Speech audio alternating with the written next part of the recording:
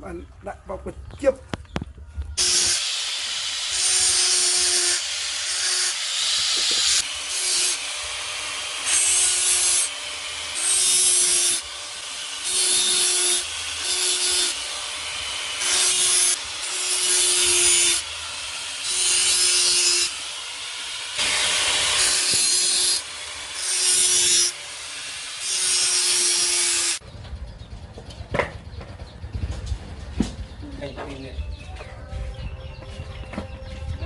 về một cặp vợ nè